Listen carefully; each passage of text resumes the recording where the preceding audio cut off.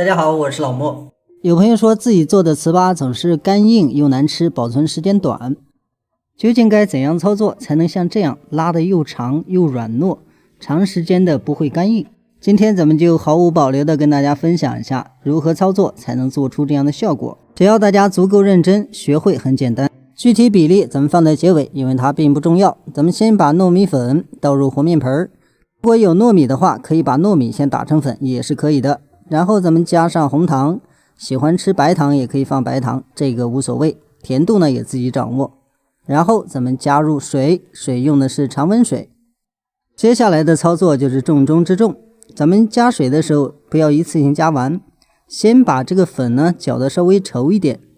这样咱们搅的时候能把里面的干粉打碎，然后咱们再加入剩下的水继续搅拌，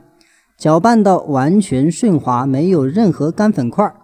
这个是必须一定要做到的，不然咱们做好之后的口感跟别人就是有很大差别。然后咱们在这个平盘里刷上油，尤其是边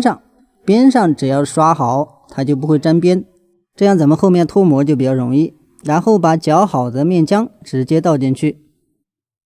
倒进去之后这里千万不要去搅拌，如果搅拌的话它会把油混进去，这样咱们涂油就是白费。然后直接开水上锅蒸，蒸的时间呢10分钟就可以，不要时间太长，蒸的时间太长容易把它蒸干。有一种情况除外，比如说咱们把这个糊和得太稀了，这时候咱们多蒸一会儿这是可以的，让它水分尽量蒸发多一点，咱们做出来就刚刚好。然后咱们趁热把它翻一下，就是让它快速的凉透。这里有一个技巧点大家需要记住，因为这个面是热的，咱们稍微一放呢，它上面干的特别快，所以咱们要不停的给它翻动，让它晾凉。如果不翻的话，水分不匀，它上面一层很容易变干变硬，咱们来做呢就比较麻烦。所以这一步大家不要偷懒，不要放在那里晾凉，这样才能保证它的效果更好。然后咱们准备一点点色拉油，这个油呢不需要很多，大概几克就够，把边上稍微撒一撒。然后这个时候的温度呢基本上快降下来了，咱们直接在平盘里像这样来回的抓，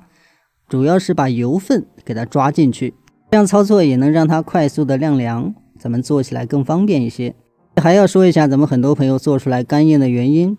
就是因为它水分不够匀，蒸的时间太长，然后咱们在做出来之后呢直接放那里晾凉，那个状态下它就会比较干。晾到温热的时候，咱们直接像这样来回的拉，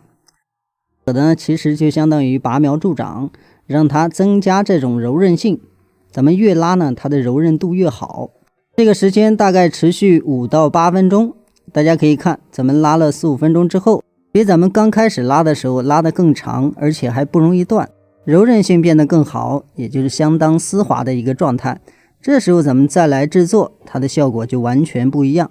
另外咱们之前说过的一种方法，就是在案板上来回的搓，就是把它搓开然后再合起来，也能达到同样的效果。做到这样的效果之后呢，咱们就可以停了，就不需要拉了，直接就可以来操作。到这里前面的部分就算结束了，后面的操作呢大家喜欢的方式来做就可以了。咱们可以放上一点线，或者是放上一点东西点缀，然后用保鲜膜直接给它封死，